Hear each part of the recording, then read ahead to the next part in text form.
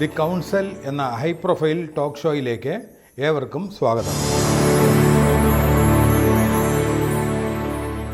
ഇന്നത്തെ ഡിജിറ്റൽ യുഗത്തിൽ വിദ്യാഭ്യാസം, ബിസിനസ്, ആശയവിനിമയം അല്ലെങ്കിൽ സോഷ്യൽ നെറ്റ്വർക്കിംഗ് എന്നിവയിലേതിലായാലും ഇൻ്റർനെറ്റ് നമ്മുടെ ദൈനംദിന ജീവിതത്തിൻ്റെ ഒരു അനിവാര്യ ഘടകമായി മാറിയിരിക്കുകയാണല്ലോ. എന്നിരുന്നാലും ഈ ആനുകൂല്യങ്ങൾക്കൊപ്പം സൈബർ തട്ടിപ്പ്, ഡാറ്റ മോഷണം, ഐഡൻറ്റിറ്റി ദുരുപയോഗം, ഓൺലൈൻ പീഡനം തുടങ്ങിയ ഗുരുതരമായ അപകട സാധ്യതകളും ഏറി വരുന്നു. യൂട്യൂബിൽ ആയിരക്കണക്കിന് വീഡിയോകൾ ഉണ്ടെങ്കിലും സാധാരണക്കാർക്ക് മനസ്സിലാകുന്ന രീതിയിൽ സൈബർ സുരക്ഷയെക്കുറിച്ച് വിശദീകരിക്കുന്നവ വളരെ കുറവാണ്. നിയമ അവബോധത്തിലും പൗരന്മാരുടെ അവകാശങ്ങളിലും വളരെ കുറച്ച് ശ്രദ്ധ മാത്രമേ അവ നൽകുന്നുള്ളൂ. ആ ഒരു വിടവ് നികത്താനുള്ള ശ്രമമാണ് ഈ വീഡിയോ. സൈബർ സുരക്ഷ വെറും ഒരു സാങ്കേതിക പ്രശ്നമല്ല, അത് നിയമപരവും സാമൂഹികവുമായ ഉത്തരവാദിത്തമാണ്. തങ്ങളുടെ അവകാശങ്ങൾ, കടമകൾ, സുരക്ഷിതമായ ഓൺലൈൻ രീതികളെക്കുറിച്ച് എന്നിവയെക്കുറിച്ചുള്ള അറിവിൻ്റെ അഭാവം കൊണ്ടാണ് പലരും സൈബർ കുറ്റകൃത്യങ്ങൾക്ക് ഇരയാകുന്നത്. പൊതുവായ സൈബർ ഭീഷണികൾ, വ്യക്തിഗത വിവരങ്ങൾ സംരക്ഷിക്കേണ്ടതിൻ്റെ പ്രാധാന്യം, സൈബർ നിയമത്തിന് കീഴിൽ ലഭ്യമായ നിയമപരമായ പരിഹാരങ്ങൾ എന്നിവയെക്കുറിച്ച് വളരെ ലളിതമായ രീതിയിൽ നിങ്ങൾക്ക് മനസ്സിലാക്കി തരിക എന്നതാണ് ഈ വീഡിയോയിലൂടെ ഞാൻ ലക്ഷ്യമിടുന്നത്. സൈബർ ലോകത്തെക്കുറിച്ച് വിവരവും ജാഗ്രതയുമുള്ള ഒരു ഉപയോക്താവാണ് സൈബർ കുറ്റകൃത്യങ്ങൾക്കെതിരായ ഏറ്റവും ശക്തമായ പ്രതിരോധം. ഡിജിറ്റൽ ലോകത്ത് എങ്ങനെ സുരക്ഷിതമായും ഉത്തരവാദിത്തത്തോടെയും തുടരാമെന്ന് ഈ വീഡിയോ മുഴുവനായും കാണുന്നതിലൂടെ മനസ്സിലാക്കാവുന്നതാണ്. എൻ്റെ അനുഭവ സമ്പത്തിൽ നിന്ന് തന്നെ പറഞ്ഞു തുടങ്ങാം. ദിവസവും ആളുകൾ ഓരോ പ്രശ്നത്തിൽപ്പെട്ടു പോകുന്നു. ഭൂരിഭാഗം ആളുകളും പറയുന്ന പരാതിയാണ് എൻ്റെ പണം നഷ്ടപ്പെട്ടു, അല്ലെങ്കിൽ ആരോ എൻ്റെ ഫോട്ടോ എൻ്റെ സമ്മതമില്ലാതെ ദുരുപയോഗം ചെയ്തു, ഞാൻ ഒരു ലിങ്കിൽ ക്ലിക്ക് ചെയ്തപ്പോൾ ഫോൺ ഹാക്ക് ചെയ്യപ്പെട്ടു എന്നതൊക്കെ. ഒന്നോർക്കുന്നത് നന്നായിരിക്കും, സൈബർ കുറ്റവാളികളുടെ നടുവിലാണ് നമ്മുടെ ജീവിതം. എല്ലാവരും ഒരേ സ്വരത്തിൽ പറയുന്ന ഒരു കാര്യമാണ്, ഇതിനെക്കുറിച്ച് എനിക്കറിയില്ലായിരുന്നു, അല്ലെങ്കിൽ ഞാൻ ഇത് നേരത്തെ അറിഞ്ഞിരുന്നെങ്കിൽ ഇങ്ങനെ സംഭവിക്കില്ലായിരുന്നു എന്നൊക്കെ. അതുകൊണ്ടാണ് ഞാൻ ഇന്ന് നിങ്ങളോട് സംസാരിക്കുന്നത്. ഈ വീഡിയോ സാധാരണക്കാർക്കുള്ളതാണ്. ദൈനംദിന ജീവിതത്തിൽ മൊബൈൽ ഫോണും ഇൻ്റർനെറ്റും ഉപയോഗിക്കുന്ന നിങ്ങളെയും എന്നെയും പോലുള്ള ആളുകൾക്കുള്ളതാണ് ഈ വീഡിയോ. നിങ്ങൾ സോഷ്യൽ മീഡിയ ഉപയോഗിക്കുന്നവരാണോ? ഗൂഗിൾ പേ, ഫോൺ പേ, പേടിഎം മുതലായ പേയ്മെൻറ്റ് ആപ്ലിക്കേഷൻസ് ഉപയോഗിച്ചാണോ പണമിടപാടുകൾ നടത്തുന്നത്? അതെ എന്നാണ് നിങ്ങളുടെ ഉത്തരമെങ്കിൽ സൈബർ നിയമം നിങ്ങൾക്കും ഇതിനകം തന്നെ ബാധകമാണ്. നിങ്ങൾ ഓൺലൈനിലാണെങ്കിൽ നിങ്ങൾ സൈബർ നിയമത്തിനുള്ളിലാണ്. ഇന്ന് കുറ്റകൃത്യങ്ങൾക്ക് ഒരു മൊബൈൽ ഫോൺ മാത്രം ധാരാളം. ലോകമെമ്പാടുമുള്ള ദശലക്ഷക്കണക്കിന് ആളുകൾ ആൻഡ്രോയിഡ് ഫോണുകൾ ഉപയോഗിക്കുന്നു. ഒരു പ്രധാന കാരണം അവ ഉപയോഗിക്കാൻ എളുപ്പമാണ്, കൂടാതെ വ്യത്യസ്ത വിലപരിധികളിലും ലഭ്യമാണ് എന്നതാണ്. നിങ്ങൾക്കവ ധാരാളം ആപ്പുകൾ ഡൗൺലോഡ് ചെയ്യാനും പഠനം, ചാറ്റിംഗ്, ബാങ്കിങ്, വിനോദം എന്നിവയ്ക്കെല്ലാം ഉപയോഗിക്കാനും കഴിയും. ആൻഡ്രോയിഡ് ഫോണുകളുടെ ഒരു പ്രധാന നേട്ടം അവ ധാരാളം ആപ്പുകൾ വാഗ്ദാനം ചെയ്യുന്നു എന്നതാണ്. ഗൂഗിൾ പ്ലേ സ്റ്റോറിൽ മിക്കവാറും എല്ലാ ആവശ്യങ്ങൾക്കും ആപ്പുകൾ ഉണ്ട്. കൂടാതെ ഫിംഗർ പ്രിൻ്റ് ലോക്കുകൾ, ഫേസ് അൺലോക്ക്, ആപ്പ് പെർമിഷനുകൾ തുടങ്ങിയ സുരക്ഷാ ഓപ്ഷനുകൾ നമ്മുടെ ഡാറ്റ ഒരു പരിധിവരെ സംരക്ഷിക്കാൻ സഹായിക്കുന്നു. എന്നാൽ ആൻഡ്രോയിഡ് ഫോണുകൾക്കും ചില ദോഷങ്ങളുണ്ട്. പ്രത്യേകിച്ച് സൈബർ കുറ്റകൃത്യങ്ങളുടെ കാര്യത്തിൽ പ്ലേ സ്റ്റോറിന് പുറത്തു നിന്നുള്ള ആപ്പുകൾ അനുവദിക്കുന്നതിനാൽ ചില വ്യക്തികൾ വ്യാജമോ ദോഷകരമോ ആയ ആപ്പുകൾ ഡൗൺലോഡ് ചെയ്യുന്നു. വിശ്വസനീയമായ ഉറവിടങ്ങളിൽ നിന്ന് മാത്രം ആപ്പുകൾ ഡൗൺലോഡ് ചെയ്യുക. നിങ്ങളുടെ ഫോൺ അപ്ഡേറ്റ് ചെയ്യുക.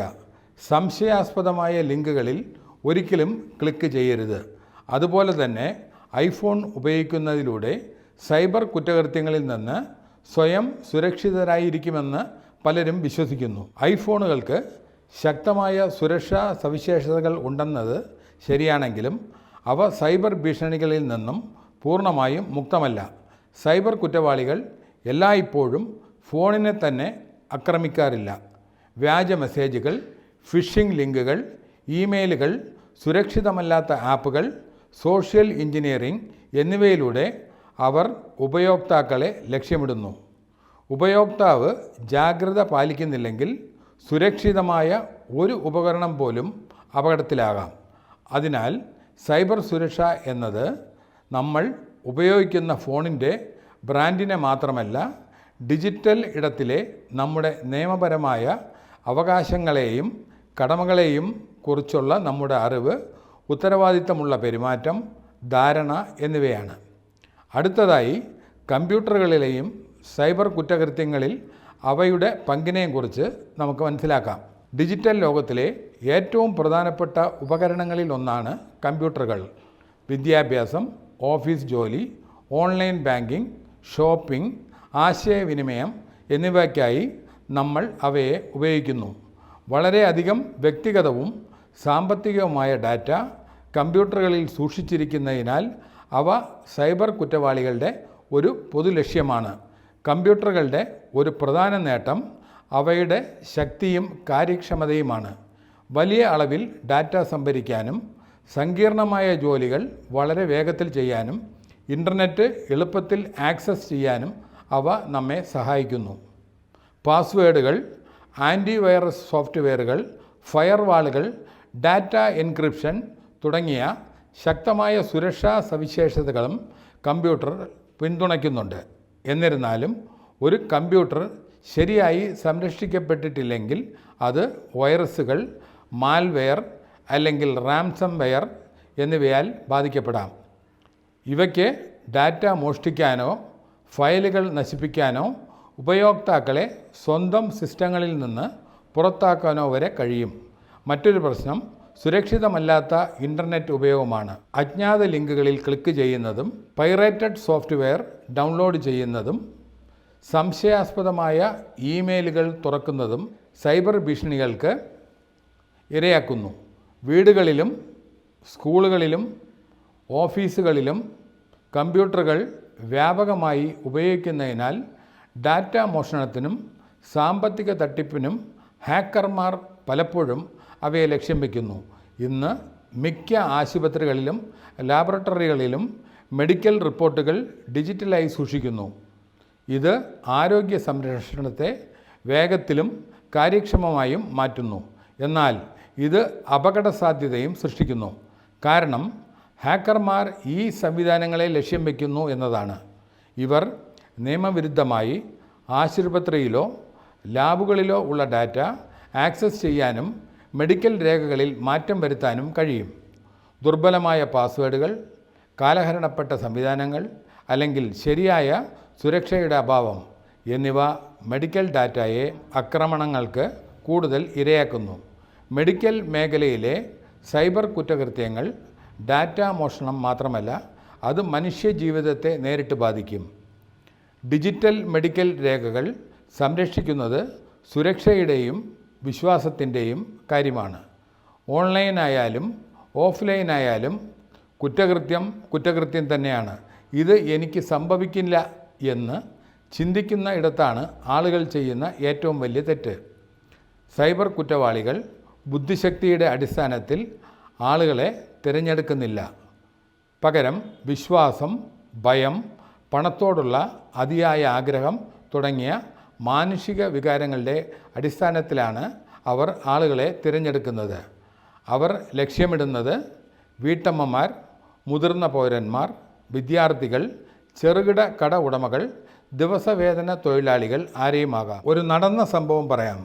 ഒരു ദിവസം രാവിലെ ഒരു വീട്ടമ്മയ്ക്ക് ഫോൺ കാൾ വരുന്നു. വിളിച്ചയാൾ വളരെ മാന്യമായി പറഞ്ഞു, മാഡം, ഞാൻ നിങ്ങളുടെ ബാങ്കിൽ നിന്നാണ് വിളിക്കുന്നത്. ഈ വീട്ടമ്മയുടെ പേര്, അവർ ഏത് ബാങ്കാണ് ഉപയോഗിക്കുന്നത് മുതലായ കാര്യങ്ങൾ അയാൾക്ക് അറിയാമായിരുന്നു. അയാൾ അവരോട് പറഞ്ഞു, 2 മണിക്കൂറിനുള്ളിൽ നിങ്ങളുടെ അക്കൗണ്ട് ബ്ലോക്ക് ചെയ്യപ്പെടും. അങ്ങനെ സംഭവിക്കാതിരിക്കണമെങ്കിൽ ഇപ്പോൾ ലഭിക്കുന്ന OTP ഷെയർ ചെയ്യുക. നമ്മളിൽ പലരും ചെയ്യാൻ സാധ്യതയുള്ളതുപോലെ അവർ ഒരു OTP അയാൾക്ക് പറഞ്ഞു കൊടുത്തു. 5 മിനിറ്റിനുള്ളിൽ അവളുടെ ജീവിതകാല സമ്പാദ്യം ആ അക്കൗണ്ടിൽ നിന്നും അപ്രത്യക്ഷമായി. അതാണ് സൈബർ കുറ്റകൃത്യം. സൈബർ കുറ്റവാളികൾ അപകടകാരികളായി കാണപ്പെടാറില്ല. അവർ ആദ്യം ഭീഷണിപ്പെടുത്തില്ല. അവർ വളരെ വിദ്യാസമ്പന്നരും മാന്യന്മാരുമായി പെരുമാറും. ചിലപ്പോൾ അവർ പറയും, മാഡം, ഞാൻ നിങ്ങളെ സഹായിക്കാൻ ശ്രമിക്കുകയാണ്. എന്നാൽ ഇവരെ തിരിച്ചറിയുക. അതുപോലെ തന്നെയാണ് ഇ-കൊമേഴ്സ്, ഓൺലൈൻ ഷോപ്പിംഗ് എന്നിവയുമായി ബന്ധപ്പെട്ട സൈബർ കുറ്റകൃത്യങ്ങളും. ഓൺലൈൻ ഷോപ്പിംഗ് നമ്മുടെ ജീവിതം വളരെ എളുപ്പമാക്കിയിരിക്കുന്നു. നമുക്ക് വസ്ത്രങ്ങൾ, ഗാഡ്ജറ്റുകൾ, ഭക്ഷണം എന്നിവ വാങ്ങാം. നമ്മുടെ ഫോണുകളിൽ നിന്നോ കമ്പ്യൂട്ടറുകളിൽ നിന്നോ ടിക്കറ്റ് ബുക്ക് ചെയ്യാം. എന്നാൽ സൗകര്യത്തോടൊപ്പം ഓൺലൈൻ വാങ്ങലുകളും സൈബർ കുറ്റകൃത്യങ്ങൾ വർദ്ധിപ്പിച്ചിട്ടുണ്ട്. വ്യാജ ഷോപ്പിംഗ് സന്ദേശങ്ങളിലൂടെയോ കോളുകളിലൂടെയോ ആണ് ഒരു സാധാരണ സൈബർ കുറ്റകൃത്യം സംഭവിക്കുന്നത്. സൈബർ കുറ്റവാളികൾ ഒരു ഇ-കൊമേഴ്സ് കമ്പനിയിൽ നിന്നോ ഡെലിവറി സേവനത്തിൽ നിന്നോ പറഞ്ഞുകൊണ്ടാണ് നിങ്ങളെ ബന്ധപ്പെടുന്നത്. നിങ്ങളുടെ ഓർഡർ വൈകിയെന്നും റദ്ദാക്കിയെന്നും അല്ലെങ്കിൽ നിങ്ങൾക്കായി ഒരു റീഫണ്ട് കാത്തിരിക്കുന്നുണ്ടെന്നും അവർ പറഞ്ഞേക്കാം. തുടർന്ന് അവർ നിങ്ങളുടെ OTP ആവശ്യപ്പെടുന്നു, അതായത് ഒറ്റത്തവണ പാസ്വേഡ്. ഡെലിവറി സ്ഥിരീകരിക്കാനോ റീഫണ്ട് പ്രോസസ്സ് ചെയ്യാനോ ഇത് ആവശ്യമെന്ന് അവർ പറഞ്ഞേക്കാം. പക്ഷേ ഇതൊരു കെണിയാണ്. നിങ്ങളുടെ OTP പങ്കിട്ട് കഴിഞ്ഞാൽ തട്ടിപ്പുകാർക്ക് നിങ്ങളുടെ ബാങ്ക് അക്കൗണ്ടിലേക്കോ ഓൺലൈൻ വാലറ്റിലേക്കോ ഷോപ്പിംഗ് അക്കൗണ്ടിലേക്കോ പ്രവേശിച്ച് പണം മോഷ്ടിക്കാൻ വളരെ എളുപ്പത്തിൽ കഴിയും. ഓർക്കുക, ഒരു യഥാർത്ഥ കമ്പനിയും ഒരിക്കലും ഒരു കോൾ, മെസ്സേജ് അല്ലെങ്കിൽ ഇമെയിൽ വഴി നിങ്ങളുടെ OTP ആവശ്യപ്പെടാറില്ല. മറ്റൊരു രീതി വ്യാജ വെബ്സൈറ്റുകളും വ്യാജ ഓഫറുകളുമാണ്. ഈ സൈറ്റുകൾ ഒറിജിനലിനെ വെല്ലുന്ന രീതിയിലുള്ളതും വലിയ ഓഫറുകൾ വാഗ്ദാനം ചെയ്യുന്നതുമാണ്. ഉപയോക്താക്കൾ അവരുടെ വിശദാംശങ്ങളും OTPയും നൽകുമ്പോൾ അവരുടെ പണം മോഷ്ടിക്കപ്പെടുന്നു. നമുക്ക് എങ്ങനെ സുരക്ഷിതരായിരിക്കാൻ കഴിയും? നിങ്ങളുടെ OTP ആരുമായും പങ്കിടരുത്. ഓർഡർ വിശദാംശങ്ങൾക്കായി എപ്പോഴും ഔദ്യോഗിക ആപ്പ് അല്ലെങ്കിൽ വെബ്സൈറ്റ് പരിശോധിക്കുക. അജ്ഞാത ലിങ്കുകളിൽ ക്ലിക്ക് ചെയ്യുന്നത് ഒഴിവാക്കുക. മെസ്സേജുകളിൽ ജാഗ്രത പാലിക്കുക. നിങ്ങൾ എല്ലാവരും ഇടക്കാലത്ത് അറിഞ്ഞു കാണുമല്ലോ ഡിജിറ്റൽ അറസ്റ്റ് എന്ന തട്ടിപ്പിനെ കുറിച്ച്. ഞാൻ വ്യക്തമായി പറയാം, നിയമത്തിൽ ഡിജിറ്റൽ അറസ്റ്റ് എന്നൊന്നില്ല. ഒരു പോലീസോ അധികാരിയോ ഒരിക്കലും വീഡിയോ കോളിലൂടെയോ ഒരാളെ അറസ്റ്റ് ചെയ്യുകയോ ഓൺലൈനിൽ പണം ആവശ്യപ്പെടുകയോ ചെയ്യില്ല. അത്തരം കോളുകൾ പൂർണ്ണമായും വ്യാജമാണ്. വിഷയം ഉടൻ സൈബർ ക്രൈം അധികാരികൾക്ക് റിപ്പോർട്ട് ചെയ്യുക എന്നതാണ് ശരിയായ പ്രതികരണം. അതുപോലെ നമുക്ക് ഒഴിച്ചുകൂടാൻ പറ്റാത്തവയാണ് ഡെബിറ്റ് കാർഡുകൾ, ക്രെഡിറ്റ് കാർഡുകൾ മുതലായവ. പേയ്മെൻറ്റുകൾ വേഗത്തിലും പണരഹിതമായും നടത്താൻ ഇവ നമ്മെ സഹായിക്കുന്നു. ഷോപ്പിംഗ്, ഓൺലൈൻ പേയ്മെൻറ്റുകൾ, ATM വഴി പണം പിൻവലിക്കൽ എന്നിവയ്ക്കായി അവ ഉപയോഗിക്കുന്നു. എന്നാൽ നമ്മൾ ശ്രദ്ധിച്ചില്ലെങ്കിൽ ഈ കാർഡുകൾ സൈബർ കുറ്റകൃത്യങ്ങൾക്കുള്ള ഉപകരണങ്ങളായി മാറും. ഡെബിറ്റ് കാർഡ് നിങ്ങളുടെ ബാങ്ക് അക്കൗണ്ടുമായി നേരിട്ട് ബന്ധിച്ചിരിക്കുന്നു. അതേസമയം ക്രെഡിറ്റ് കാർഡ് ഒരു പരിധിവരെ പണം കടം വാങ്ങാൻ നിങ്ങളെ അനുവദിക്കുന്നു. രണ്ട് കാർഡുകളും കാർഡ് നമ്പർ, കാലാവധി തീയതി, CVV നമ്പർ എന്നിവ പോലുള്ള പ്രധാന വിശദാംശങ്ങളോടെയാണ് വരുന്നത്. കാർഡിൻ്റെ പിൻഭാഗത്തുള്ള 3 അക്ക നമ്പരാണ് CVV നമ്പർ. ഓൺലൈൻ ഇടപാടുകൾ നടത്തുമ്പോൾ നിങ്ങളുടെ കാർഡ് സുരക്ഷിതമായി സൂക്ഷിക്കുന്നതിനാണ് ഇത് ഉപയോഗിക്കുന്നത്. എന്നാൽ സൈബർ കുറ്റവാളികൾ പലപ്പോഴും ഈ വിവരങ്ങൾ കൈക്കലാക്കാൻ ശ്രമിക്കാറുണ്ട്. ബാങ്ക് ഉദ്യോഗസ്ഥരായി നടിച്ച് നിങ്ങളുടെ കാർഡ് വിശദാംശങ്ങൾ, ATM pin number, CVV number അല്ലെങ്കിൽ OTP എന്നിവ ആവശ്യപ്പെട്ട് വിളിക്കുകയോ സന്ദേശം അയക്കുകയോ ചെയ്തേക്കാം. ചിലപ്പോൾ പിൻ രേഖപ്പെടുത്താൻ ATMകളിൽ മറഞ്ഞിരിക്കുന്ന ക്യാമറകളോ വ്യാജ കീപാഡ് കവറുകളോ ഉപയോഗിക്കുന്നു.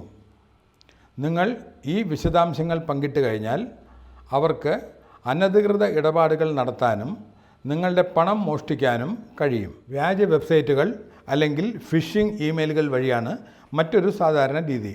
അവിടെ ഉപയോക്താക്കൾ അറിയാതെ അവരുടെ കാർഡ് വിവരങ്ങൾ നൽകുന്നു. കുറ്റവാളികൾക്ക് ATM പിൻ അല്ലെങ്കിൽ കാർഡിൻ്റെ മറ്റു വിശദാംശങ്ങൾ ലഭിച്ചു കഴിഞ്ഞാൽ ഉടമയുടെ അനുമതിയില്ലാതെ അവർക്ക് പണം പിൻവലിക്കാനോ പണം കൈമാറാനോ കാർഡ് ദുരുപയോഗം ചെയ്യാനോ വളരെ എളുപ്പത്തിൽ സാധിക്കുന്നതാണ്. അപ്പോൾ നമുക്കെങ്ങനെ സുരക്ഷിതരായിരിക്കാൻ കഴിയും? നിങ്ങളുടെ ഡെബിറ്റ് അല്ലെങ്കിൽ ക്രെഡിറ്റ് കാർഡ് നമ്പർ, ATM പിൻ, CVV അല്ലെങ്കിൽ OTP എന്നിവ ആരുമായും പങ്കിടരുത്. അവർ ബാങ്കിൽ നിന്നുള്ളതാണെന്ന് അവകാശപ്പെടുന്നുണ്ടെങ്കിൽ പോലും അജ്ഞാത ആപ്പുകളിലോ സൈറ്റുകളിലോ കാർഡ് വിശദാംശങ്ങൾ ഉപയോഗിക്കുന്നത് ഒഴിവാക്കുക. ATMൽ പിൻ നൽകുമ്പോൾ കീപാഡ് മൂടാൻ ശ്രമിക്കുക. പരിചിതമില്ലാത്ത ATMകൾ ഉപയോഗിക്കുന്നത് ഒഴിവാക്കുകയും നിങ്ങളുടെ പിൻ പതിവായി മാറ്റുകയും ചെയ്യുക. നിങ്ങളുടെ ATM പിൻ നിങ്ങളുടെ ബാങ്ക് അക്കൗണ്ടിൻ്റെ താക്കോലാണ്. അത് രഹസ്യമായി സൂക്ഷിക്കുന്നതും ജാഗ്രത പാലിക്കുന്നതും ATMുമായി ബന്ധപ്പെട്ട സൈബർ കുറ്റകൃത്യങ്ങളിൽ നിന്ന് നിങ്ങളെ സംരക്ഷിക്കും. മറ്റൊരു വിഭാഗമാണ് QR കോഡ് പേയ്മെൻറ്റ് തട്ടിപ്പുകൾ. QR കോഡ് പേയ്മെൻറ്റുകൾ ഇടപാടുകൾ വേഗത്തിലും എളുപ്പത്തിലും ആക്കിയിരിക്കുന്നു. കടകളിലും റെസ്റ്റോറൻറ്റുകളിലും ഓൺലൈനുകളിലും പണമടയ്ക്കാൻ അവ ഉപയോഗിക്കുന്നു. എന്നാൽ സൈബർ കുറ്റവാളികൾ QR കോഡുകൾ ദുരുപയോഗം ചെയ്യാനുള്ള വഴികളും കണ്ടെത്തിയിട്ടുണ്ട്. ഒരു കടയിലെ യഥാർത്ഥ QR കോഡ് വ്യാജമായ ഒന്ന് ഉപയോഗിച്ച് മാറ്റിസ്ഥാപിക്കുന്നു. ഉപഭോക്താവ് അത് സ്കാൻ ചെയ്യുമ്പോൾ പണം കട ഉടമയ്ക്ക് പകരം നേരിട്ട് കുറ്റവാളിയുടെ അക്കൗണ്ടിലേക്ക് പോകുന്നു. സന്ദേശങ്ങളിലൂടെയോ സോഷ്യൽ മീഡിയയിലൂടെയോ വ്യാജ QR കോഡുകൾ അയയ്ക്കുക എന്നതാണ് മറ്റൊരു രീതി. പണം സ്വീകരിക്കാനോ റീഫണ്ട് ലഭിക്കാനോ QR കോഡ് സ്കാൻ ചെയ്യണമെന്ന് തട്ടിപ്പുകാരൻ പറഞ്ഞേക്കാം. എന്നാൽ വാസ്തവത്തിൽ ഇത് നിങ്ങളുടെ പണം നഷ്ടപ്പെടാൻ കാരണമാകും. ഒരു QR കോഡ് സ്കാൻ ചെയ്യുന്നത് എല്ലായ്പ്പോഴും പണം സ്വീകരിക്കുക എന്നാണ് പലരും കരുതുന്നത്. പക്ഷേ അത് ശരിയല്ല. പണം സ്വീകരിക്കുന്നതിന് നിങ്ങൾ ഒരിക്കലും ഒരു QR കോഡ് സ്കാൻ ചെയ്യുകയോ പിൻ നൽകുകയോ ചെയ്യേണ്ടതില്ല. പേയ്മെൻറ്റ് സ്ഥിരീകരിക്കുന്നതിന് മുമ്പ് ദൃശ്യമാകുന്ന പേര് എപ്പോഴും പരിശോധിക്കുക. അജ്ഞാതരായ ആളുകൾ അയച്ച QR കോഡുകൾ ഒരിക്കലും സ്കാൻ ചെയ്യരുത്. ചുരുക്കത്തിൽ QR കോഡ് പേയ്മെൻറ്റുകൾ സൗകര്യപ്രദമാണ്, പക്ഷേ ഒരു ചെറിയ തെറ്റ് സാമ്പത്തിക നഷ്ടത്തിലേക്ക് നയിച്ചേക്കാം. മറ്റൊരു യഥാർത്ഥ സംഭവം പറയാം. ഒരു സോഫ്റ്റ്വെയർ എഞ്ചിനീയർ ഒരു വലിയ കമ്പനിയിൽ ജോലി ചെയ്യുന്നു. അയാൾക്കൊരു സന്ദേശം ലഭിച്ചു. നിങ്ങളുടെ പാൻ നിയമവിരുദ്ധമായി ഇടപാടുകളുമായി ബന്ധപ്പെട്ടിരിക്കുന്നു. ലഭിച്ച ലിങ്കിൽ അയാൾ ക്ലിക്ക് ചെയ്തു. ഞൊടിയിടയിൽ വളരെയധികം പണം അയാൾക്ക് നഷ്ടപ്പെട്ടു. നിങ്ങൾ ഒരു വിദ്യാഭ്യാസം കുറഞ്ഞ ആളോ അതോ ഡിഗ്രി ഉള്ള ആളാണോ എന്നൊന്നും സൈബർ കുറ്റവാളികൾ നോക്കാറില്ല. അവർക്ക് ആവശ്യം പണമാണ്. നിങ്ങളുടെ മൊബൈൽ ഫോൺ നിങ്ങളുടെ വീടാണ് എന്ന് സങ്കല്പിക്കുക. നിങ്ങളുടെ ബാങ്ക് അതിനുള്ളിലാണ്. നിങ്ങളുടെ ലോക്കറും അതിനുള്ളിലാണ്. നിങ്ങളുടെ കുടുംബ ഫോട്ടോകൾ അതിനുള്ളിലാണ്. ഇനി നിങ്ങൾ വീടിൻ്റെ മുൻവാതിൽ തുറന്നിടുന്നത് സങ്കല്പിച്ച് നോക്കൂ. സൈബർ കുറ്റവാളികൾ വാതിലുകൾ തകർക്കുകയല്ല, മറിച്ച് നിങ്ങൾ സ്വയം അത് തുറക്കാൻ അവർ കാത്തിരിക്കുന്നു. മറ്റൊരു രീതിയാണ് സിം ഡ്യൂപ്ലിക്കേഷൻ. ഇത് സിം സ്വാപ്പ് ഫ്രോഡ് എന്നും അറിയപ്പെടുന്നു. സിം ഡ്യൂപ്ലിക്കേഷൻ എന്നത് ഗുരുതരമായ ഒരുതരം സൈബർ കുറ്റകൃത്യമാണ്. അവിടെ ഒരു തട്ടിപ്പുകാരൻ നിങ്ങളുടെ മൊബൈൽ നമ്പറിൻ്റെ ഡ്യൂപ്ലിക്കേറ്റ് സിം കാർഡ് നിങ്ങളുടെ അറിവില്ലാതെ നേടുന്നു. സാധാരണയായി സൈബർ കുറ്റവാളികൾ നിങ്ങളുടെ പേര്, ഫോൺ നമ്പർ, ചിലപ്പോൾ ആധാർ അല്ലെങ്കിൽ ബാങ്ക് വിശദാംശങ്ങൾ പോലുള്ള സ്വകാര്യ വിവരങ്ങൾ ശേഖരിക്കുന്നു. തുടർന്ന് അവർ മൊബൈൽ സേവനദാതാവിനെ ബന്ധപ്പെടുകയും നിങ്ങളാണെന്ന വ്യാജേന ഡ്യൂപ്ലിക്കേറ്റ് സിം ആവശ്യപ്പെടുന്നു. അവർക്ക് ഒരു ഡ്യൂപ്ലിക്കേറ്റ് സിം ലഭിച്ചു കഴിഞ്ഞാൽ നിങ്ങളുടെ യഥാർത്ഥ സിം പ്രവർത്തനരഹിതമാകുന്നു. ഇത് വളരെ അപകടകരമാണ്. കാരണം ഡ്യൂപ്ലിക്കേറ്റ് സിം സജീവമായി കഴിഞ്ഞാൽ കുറ്റവാളിക്ക് നിങ്ങളുടെ എല്ലാ കോളുകളും സന്ദേശങ്ങളും OTPകളും ലഭിക്കുന്നു. ഇതുപയോഗിച്ച് അവർക്ക് നിങ്ങളുടെ bank account, social media, email അല്ലെങ്കിൽ പേയ്മെൻറ്റ് ആപ്പുകൾ എന്നിവയിലേക്ക് വളരെ ഈസിയായി ആക്സസ് ചെയ്യാനും പണമോ വ്യക്തിഗത ഡാറ്റയോ മോഷ്ടിക്കാനും കഴിയും. നിങ്ങളുടെ സിം പെട്ടെന്ന് പ്രവർത്തിക്കുന്നത് നിർത്തിയാൽ ഉടൻ തന്നെ നിങ്ങളുടെ സർവീസ് ഓപ്പറേറ്ററെ ബന്ധപ്പെടുക. കൂടാതെ ഫോൺ നമ്പറുകൾ, ജനനത്തീയതി എന്നിവ പോലുള്ള വ്യക്തിഗത വിവരങ്ങൾ സോഷ്യൽ മീഡിയയിൽ പോസ്റ്റ് ചെയ്യുന്നത് ഒഴിവാക്കുക. എന്തിനേറെ പറയുന്നു, AI ആപ്ലിക്കേഷനുകൾ ശരിയായ അറിവില്ലാതെ ഉപയോഗിക്കുന്നത് സൈബർ കുറ്റകൃത്യങ്ങൾക്ക് കാരണമാകും. AI സൃഷ്ടിച്ച വിവരങ്ങളെ അന്ധമായി വിശ്വസിക്കുന്നതാണ് ഒരു പ്രധാന അപകട സാധ്യത. ഉദ്ദേശം കുറ്റകരമല്ലെങ്കിൽ പോലും തെറ്റിദ്ധരിപ്പിക്കുന്നവോ വ്യാജമോ ആയ സന്ദേശങ്ങൾ പകർത്തുന്നതും പങ്കിടുന്നതും മറ്റുള്ളവരെ ദോഷകരമായി ബാധിക്കും. AI ഉപകരണങ്ങൾ ഉപയോഗിക്കുമ്പോൾ വ്യക്തിഗതമോ സെൻസിറ്റീവായതോ ആയ വിവരങ്ങൾ പങ്കിടുന്നതാണ് മറ്റൊരു അപകടം. ഉപയോക്താക്കൾ ബാങ്ക് വിശദാംശങ്ങൾ, പാസ്വേഡുകൾ അല്ലെങ്കിൽ സ്വകാര്യ ഡാറ്റ എന്നിവ ടൈപ്പ് ചെയ്യുന്നത് അവരുടെ സ്വകാര്യതയെ അപകടത്തിലാക്കും. തെറ്റായ സന്ദേശങ്ങൾ, വ്യാജ ഐഡൻറ്റിറ്റികൾ അല്ലെങ്കിൽ തെറ്റായ വിവരങ്ങൾ പോലുള്ള വ്യാജ ഉള്ളടക്കം സൃഷ്ടിക്കുന്നതിനും AI ദുരുപയോഗം ചെയ്യപ്പെടാം. മറ്റൊരു സംഭവം പറയാം. ഒരു പെൺകുട്ടിയുടെ ഫോട്ടോ സോഷ്യൽ മീഡിയയിൽ നിന്ന് എടുത്ത് ഒരു വ്യാജ പ്രൊഫൈൽ സൃഷ്ടിച്ചു. അതിലൂടെ നിയമവിരുദ്ധമായ ഇടപാടുകൾ നടത്തി. അങ്ങനെ ആ പെൺകുട്ടിയുടെ ജീവിതം തന്നെ ഒരു പേടിസ്വപ്നമായി മാറി. നിങ്ങളുടെ മുഖം നിങ്ങളുടെ ഐഡൻറ്റിറ്റിയാണ്. നിങ്ങളുടെ ഐഡൻറ്റിറ്റി സംരക്ഷിക്കപ്പെടേണ്ടതാണ്. ഓൺലൈൻ ദുരുപയോഗം വെറും ഒരു സാധാരണ സംഭവമല്ല, അത് ശിക്ഷാർഹമാണ്. പല സൈബർ കുറ്റകൃത്യങ്ങളും ആരംഭിക്കുന്നത് ദുർബലമായ പാസ്വേഡിൽ നിന്നാണ്. ഒരിക്കൽ ആക്സസ് ലഭിച്ചു കഴിഞ്ഞാൽ കുറ്റവാളികൾ കൈക്കൂലി ആവശ്യപ്പെടൽ, അജ്ഞാത ബ്ലാക്ക്മെയിൽ അല്ലെങ്കിൽ ഭീഷണിപ്പെടുത്തൽ സന്ദേശങ്ങൾ ഉൾപ്പെടെയുള്ള നിയമവിരുദ്ധ ആവശ്യങ്ങൾക്കായി വ്യക്തിഗത ഡാറ്റ ദുരുപയോഗം ചെയ്തേക്കാം. മറ്റൊരു സാധാരണ പ്രവണതയാണ് അപരിചിതർ സോഷ്യൽ മീഡിയ വഴി ആളുകളെ ബന്ധപ്പെടുകയും സുഹൃത്തുക്കളായോ ഉദ്യോഗസ്ഥരായോ അഭ്യുദയകാംക്ഷികളായോ നടിക്കുകയും തുടർന്ന് പണം ആവശ്യപ്പെടുകയും ചെയ്യുന്നത്. ഈ പ്രവൃത്തികൾ ഗുരുതരമായ സൈബർ കുറ്റകൃത്യങ്ങളാണ്. പലരും ചിന്തിക്കുന്നത് ഓൺലൈൻ തട്ടിപ്പ് ഗുരുതരമല്ല എന്നാണ്.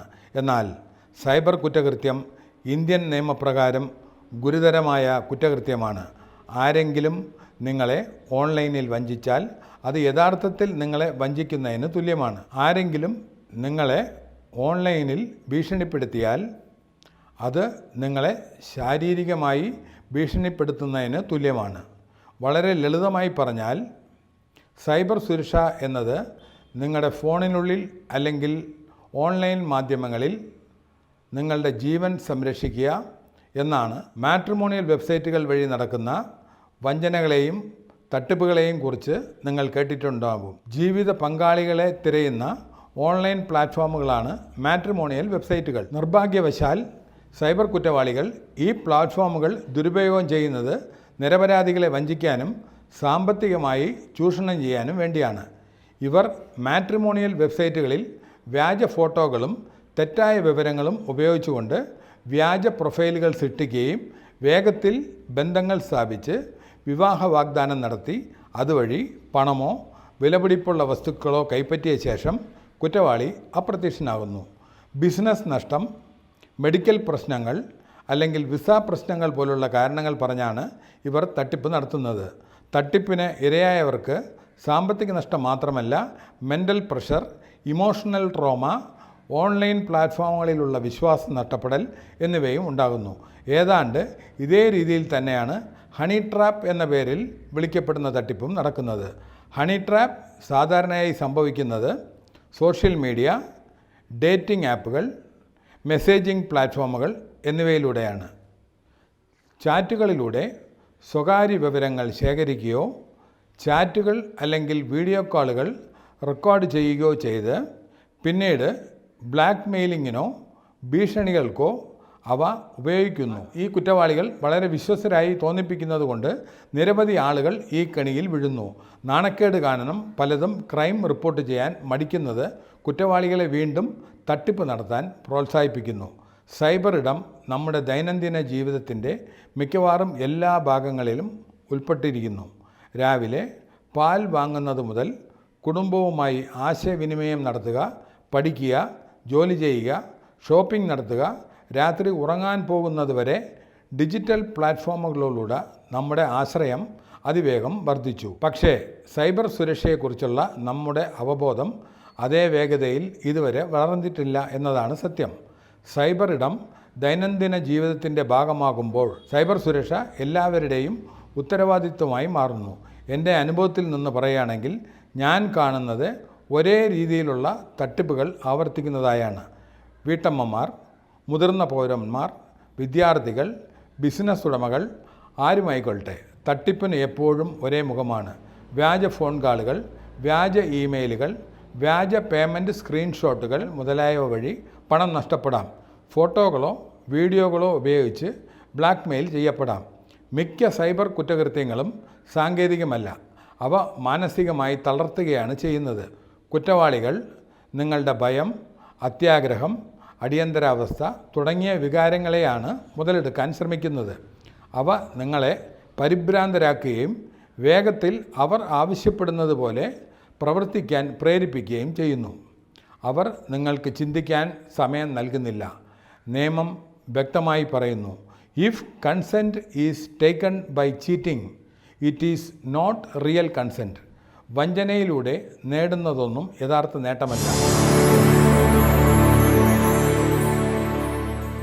ചില ലളിതമായ ശീലങ്ങൾ നിങ്ങളെ സുരക്ഷിതരായിരിക്കാൻ സഹായിക്കും. ഓർമ്മിക്കുക, ഒരിക്കലും OTP പങ്കിടരുത്. അജ്ഞാത ലിങ്കുകളിൽ ഒരിക്കലും ക്ലിക്ക് ചെയ്യരുത്. ചില അജ്ഞാത നമ്പറുകളിൽ നിന്ന് വരുന്ന അടിയന്തര കോളുകൾ ഒരിക്കലും വിശ്വസിക്കരുത്. എപ്പോഴും 2 തവണ പരിശോധിക്കുക. അവബോധമാണ് ഏറ്റവും മികച്ച സൈബർ സുരക്ഷ. ജാഗ്രത പാലിക്കുക, വിവരങ്ങൾ അറിഞ്ഞിരിക്കുക, സുരക്ഷിതരായിരിക്കുക. നന്ദി.